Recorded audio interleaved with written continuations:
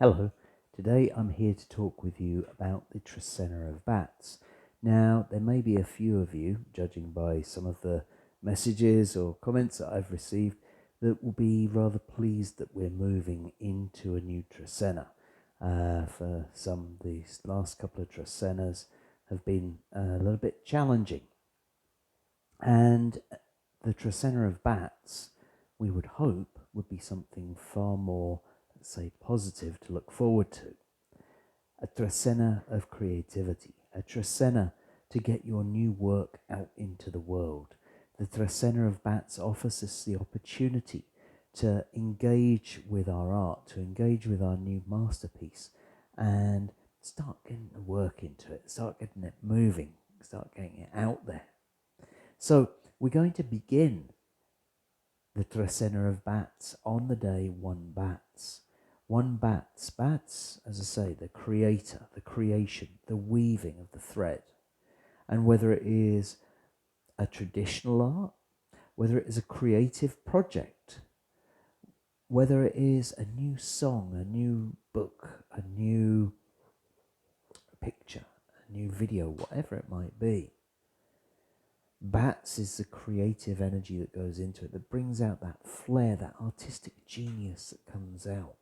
You know, when we're really in our flow, when things are really working, and, well, things just seem to create themselves almost, right? I think that's when we're tapping into the Nawal B'atz. I think that's when our creativity is flowing. And so this B'atz Trecena gives us the ability, maybe this is a period in time where that creativity is closer to us. We can access it more easily. And so, we've got 13 days to bring our new creation into the world. What's your new creation going to be? Well, that's up to you. But it's a very, very fertile time to start a new project like that, to start a new painting, a new book, or whatever it might be. So one B'atz is a great time for doing that. Now, with the one, we also we can see the one as being like the newborn. And the newborn needs some care and attention in order to fulfill its potential. And that care and attention might come in the form of, care from those around you. It might come in the form of nurture from those around you. And maybe if you're starting a new project, there may be others that have done a similar project in the past or worked with a similar material or medium or something like that. And it would also suggest that it's a great day to get their advice, to get their input, to help to understand what potential you can achieve with that particular creative form, with that particular medium. And so, yes, kind of like as the seed needing the fertilizer to grow, the experience of others and their assistance may be something that can help you to bring that creativity into its fullest expression. One B'atz is followed by two so being the path, being the explorer.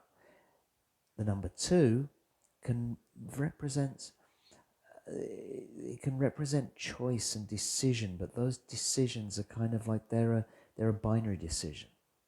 It's yes or no, left or right, this path or that path.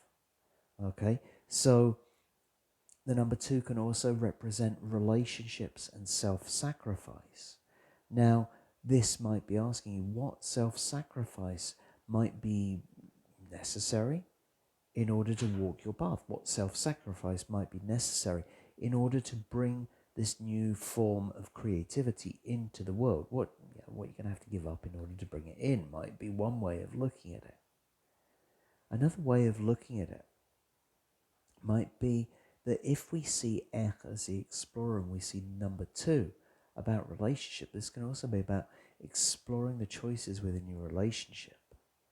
Now, I know that you'll have probably seen this on my site because I remember writing about this one in particular. And if we imagine that we're at a fork in the road, and if the number two can represent love and relationships as well as choices, it's kind of like the path to take would be the one which is indicated by love. And so this is also something to bring into your decision-making process on 2 is which way would love go? From 2 we then move to 3 So we have the elder, the authority within the community, the representative of harmony and our home, here combined with the number 3, which can also represent the home. Now, 3 is a low number and it's an odd number, and so it might be, kind of like not the best number for getting things out there. It's not the most extroverted number. But really the reason for this is that the power for the 3, I feel, is all on the inside. That's where it works. That's where everything works for the 3. And so when we look for its creativity, we've got to look within. And in this Trecena of creativity, 3 well, in the whole calendar, there's not more of a day to stay at home than 3 I think.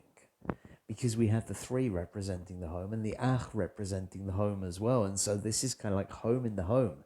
This is where attention has to be paid on that day. And so for me, 3 would be an excellent day to really connect with what's going on inside of you and what's going on within your home in order to understand where might need to make a few tweaks, bravely stand up for what needs to be said or what needs to be done in order to bring harmony within your home and harmony within your heart. Now, if we look at it from the point of view that this could be within you, it might be kind of like listening to your own advice, as it were,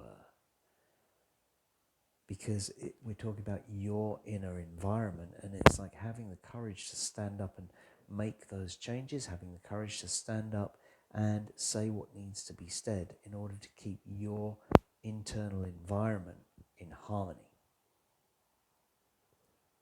From 3 we're then moving to 4 Ish. So we have Ish, the Nawal of Mother Earth, the Nawal of our connection with Mother Earth. We have Ish, the Nawal of the sacred sites, and here we have it connected with the number 4. The number 4 representing the physical plane of existence. The number 4 representing the material. And so when we see 4 Ish, this is really about kind of like bringing your connection to Mother Earth into the physical. So there are several things behind that. Firstly, if we look at it with regards to the sacred sites, this is a great day to physically go visit a sacred site. Go and make physical contact if you can. If you've got one near you, hopefully. To go and make your offerings, make your prayers. That's a great day to be doing it. But to go and sit with it. Go and feel the energy there. Go and feel your connection with Mother Earth through that sacred site. Now, the other side of Ish, of course, Ish is there as the prayer giver to ask for what needs to come from Mother Earth. But of course, Ish is also there to look after Mother Earth. And here, with the number 4, we see this in practicality. We see it in the physical form. So 4 Ish is a great day to actually go and make a physical difference to Mother Earth in your neighborhood, in your locale. Okay, so, kind of like a cleanup project, get your sacks out, get your gloves on, and this is a great day to be doing it and, showing your gratitude to Mother Earth in a very, very physical way. From 4 Ish, we then go into 5 Tz'ikin. So Tz'ikin, the Nawal of the vision, Tz'ikin, the Nawal of what is to come, of being able to see what we can focus on for the future. And here with the number 5, representing work. The 5, the work that we are going to put in order to bring our vision in. So we might say very much at the moment, as we're all kind of like looking at what's going on right now and wondering what our future is going to be like, it's like, right, okay, we got to put some effort into this. We got to put some of our energy into working towards creating a future that we have a vision for. A vision for our children, a vision for our grandchildren, a vision for ourselves. It's not that too far off. And so those ideas, what we're going to create into the world, what we're going to bring, how we're going to make it. All of these things, they are not just going to drop into our laps. They're going to need some energy put into them. 5 Tz'ikin is the day to do it. It's saying kind of like your vision's not going to happen unless you put some energy in. So here is the ideal day to put your energy into your vision, to put your work into it. From 5 Tz'ikin, we are then going into 6 Ajmak. So Ajmak, the Nawala of redemption. Ajmak, the Nawala of forgiveness and of being a human being. Now, it's here to teach us that if we're working on our masterpiece, then we need to accept ourselves and others as the human beings that they are. And we are. And you are. And I am. And that's the way it is. And it would be great if we were perfect, but we're human. And so kind of like things happen, and sometimes we hold on to them for a bit too long. And when we hold on to them for too long, then those things, those stones of guilt or blame or shame, they become too heavy a burden to carry. They slow us down, they stifle our creativity.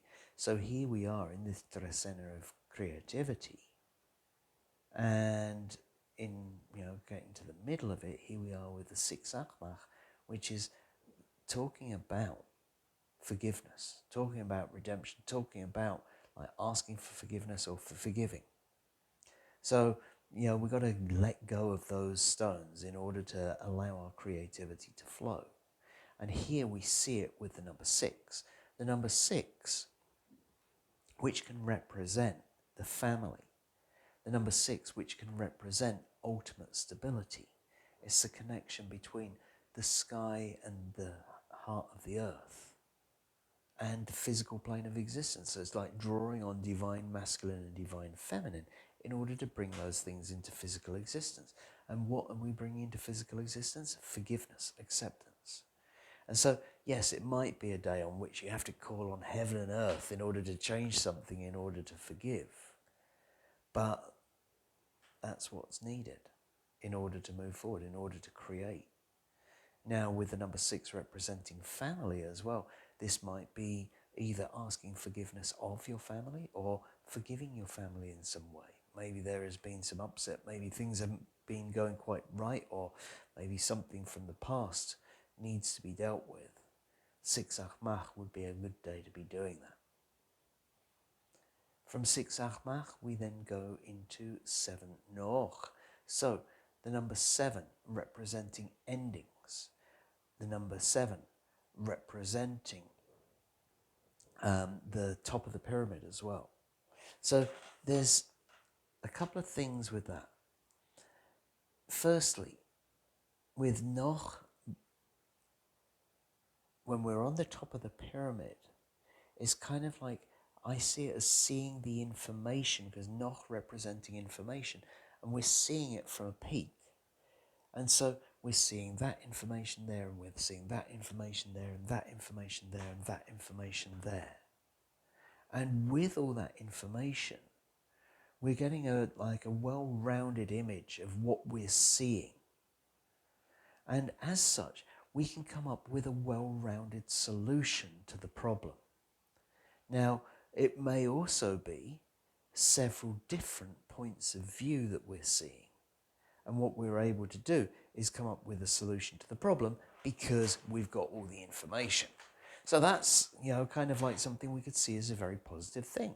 And we could see it as coming up with an ultimate solution, as it were, like something which is done. It is ready. It is working with all the information that we've taken in. We've looked at it all, and we've made a decision, and here is the solution that will bring everything together. The other side of that, though, is that when we're seeing all of these things around us, sometimes making the decision is something which can be challenging. That's a challenge for the sevens. And we can also see that with Noch, because Noch, they are brilliant thinkers, but sometimes they need to bring those thoughts into action. And so sometimes Noch will be, will be waiting to make sure that it's got all the information, making sure that it has crossed all the T's and dotted all the I's, and that the idea is fully fledged and ready to go, and sometimes it just needs to move with it. Sometimes, there's like the time when the fledgling has to jump off the ledge and say, right, okay, I've got enough feathers to fly, I think I can go with it, even though my adult feathers are going to show up later on. And so it's about moving forwards. It's about making decisions based on all the information that you have available, but making that decision and trusting that Noch is going to give you the best ideas to move forwards with. So 7 Noch, yes, it is very much about making a choice with regards to the information that you carry and moving forwards with it within your masterpiece. From 7 Noch, we then move into 8 Tijax. 8 Tijax I see as one of the most potent and powerful healing ceremony days of all. We have Tijax representing the surgeon, representing the obsidian blade, representing the physical aspect of healing. And we have it combined here with the number 8, representing totality, the number 1 of beginnings and the 7 of endings coming together in the 8. And so what we can see is that in this point, we are coming together with the totality of healing. I often think of it like this. The 1 could represent going into the birth cycle. It could represent the light of the upper world. The 7 could represent the dark of the underworld. The 1 and the 7 together, that's the dark and the light coming together, which is totality. Now, when we see it like that and then we apply it to healing, in particular, Tijax as the surgeon, we can understand that there is this dark and light aspect. That there is, surgery might be necessary, but it might also not be pain-free. We can also see, like the 1 and the 7, the dark and the light of it, the beginning and the end of it, being something which is the completion of the healing. Okay, so like it is the complete healing, which is probably why it's so powerful as a day for healing ceremonies. So if you have the opportunity, if you need a surgery and you have the opportunity to schedule it, then 8 Tijax would be a wonderful day to be getting that surgery on. But otherwise, it's a great day to be making an offering in some way, making a ceremony in some way, to ask for healing and to ask for the wholeness of that healing. From 8 Tijax, we then move into 9 Kawok. So here we have 2 very feminine essences brought together. The number 9 representing the number, or being the number of the divine feminine, the number of life, combined with the Nawal Kawok, the Nawal of the female essence of healing, the Nawal of the midwife. So a very interesting combination, very much about bringing new life forwards. So, we've gone through the total healing, as it were, and now we're going into this bringing new life into the world, literally. This 9th day of the B'atz Trecena, this Trecena of creativity, creation. And here we are with 9 Kawok, giving thanks for the feminine essence of healing, giving thanks for the female healers in our lives, giving thanks for those who hold space to allow the healing process to complete. I often see Tijax and Kawok working together because we have Tijax, the surgeon. Well, if the surgeon does their work, but there's no aftercare, then healing can't happen. If there's aftercare, but the surgery hasn't been done, so the kind of like the what's causing the imbalance is still there. Doesn't matter how much aftercare we do, we're still going to have the issue. And so I see them working together. And with 9 Kawok, we're really looking to the feminine essence of healing within our world. It is certainly a day to visit and give thanks to the female healers within our society or community. Certainly a day to give thanks to the midwives for the new life that they bring into the world. And certainly a day to give thanks for the rains as they bring life to areas, perhaps rains which bring life to the areas, or a chance of life to the areas which are on fire at the moment. And so with 9 Kawok, this is the day to bring forward new life. This is certainly the day, again, as I say, if there is some aftercare healing that you're needing, then 9 Kawok is certainly the day to go get it. And a very good day to make ceremony, to give thanks for the life-bringing rains. From 9 Kawok, we then move into 10 Ajpu. So Ajpu representing the spiritual path.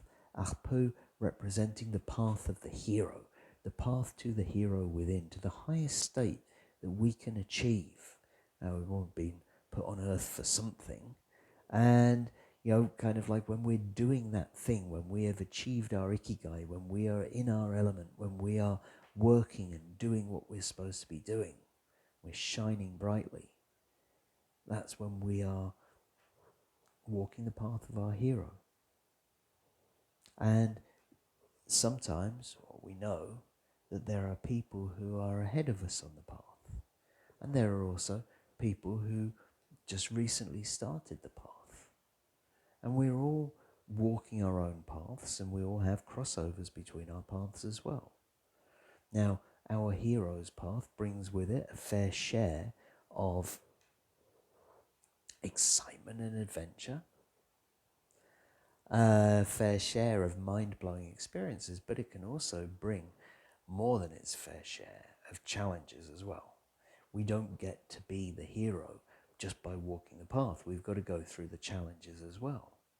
And those people who are both, let's say, ahead of us on the path and behind us on the path, the people that started 20 years ago and the people who are just starting now, or whatever the case may be, well, part of it is that we all work together. Part of it is that we're all supposed to be looking for this. And this day, 10 Ajpu, gives us an understanding that here we are to join hands, to create community on that path, to stretch out a hand for those who are just beginning, and maybe to stretch out your hand when you need help going through a challenge that you're going through on your path right now, to those who've already been through this way before. So 10 Ajpu is a great day to be making those bonds within community in order to help both the spiritual path of others and your own spiritual path to move forwards. From 10 Ajpu, we then move into 11 Imox. So Imox, the Nawal of the waters, the Nawal of the dream. Here, coupled with the number 11, a high number and what could be seen as a slightly erratic number. 11 is often a number which is highly creative.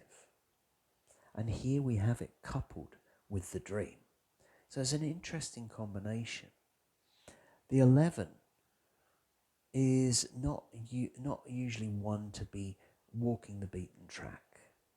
The 11 wakes up with an idea in its head as to which way to go today, an intuition, and this is what it's got to follow. And this is where the, kind of like we're going to get these new dreams from, because if we follow the same path, the straight path as it were, then we're going to be following the same logic as everybody else. It's the 11 that is the innovator, that brings things in by bringing things together that we wouldn't expect to be brought together before. And what is it bringing together? Well, here we see it combined with the number, with the Nawal Imox, representing the dream. And so it's bringing all these different dreams together. It's like that one and that one and that one and that one and that one. So these are coming in from unusual places that we wouldn't expect them. Now, the other thing that we can see is that if that 11 is, it's pretty highly tuned, and Imox is very sensitive to the fields around it, to the people around it. And so it can get swamped by the fields of others. 11, Imox is very empathic, and so it feels what's going on around it. And when you crank that up to 11, you can imagine that kind of like it's a very, very sensitive day. It's a great day to go and be by the water and allow your intuition to bring to you the dreams that you need to focus on in this 13 days of creativity. And so, yes, kind of like maybe, I often say with Imox days, it's a great day for a retreat by water.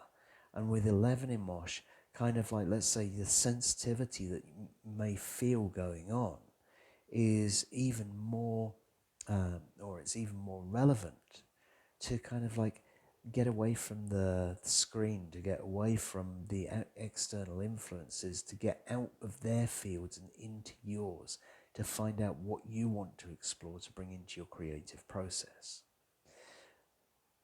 From 11 Imox, we then go into 12 Ik. So Ik, the Nawal of the wind, of the breath, Ik, the Nawal of communication and changes. And here we see it coupled with the number 12, which can represent life's experience. So, a great day to communicate about your life experience. If there was a storytelling afternoon or event or something like that, 12 Ik would be absolutely the day to have it on. Okay? It's about communicating our life experiences with each other, using our voices to do so. The Ik, the divine breath, carrying our voice, and our voice being the voice of experience, the number 12. So there's a very useful idea for 12 Ik straight off. We can also see Ik as representing changes and understanding how to come into balance throughout the changes. I feel that Ik helps us to understand how to be steady, because Ik changes like the wind. And when you don't know what the next change is, when the next change is coming, you have to learn to adapt quickly. And so Ik teaches us adaptability. Now, when we see that with the number 12, it may well also represent the wind changing rapidly and our life experience acting as our guide to help us to understand how to quickly stabilize from those changes. So again, if you get things suddenly hitting you on 12 Ik out of nowhere, oh, the wind's changed, out, I'm going in a different direction or whatever it might be. Again, the number 12 would suggest look to your previous life experience to understand how to deal with that one. And then finally, we come to the day 13 Aq'ab'al. Now, right now, obviously, we are in the Trecena of B'atz. And the next Trecena that comes around, the Trecena of Cat, contains the Nawal 8 B'atz. Now, the day 8 B'atz is one of the most important days within the sacred calendar.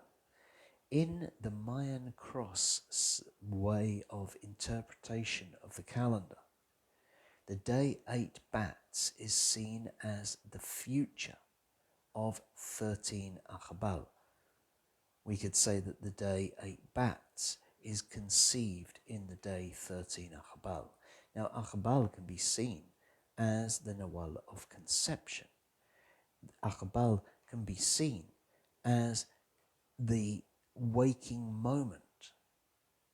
And here we combine it with the number 13, representing the ancestors, representing the connection to spirit. So this is like the waking dream sent by the ancestors, a waking dream sent by spirit.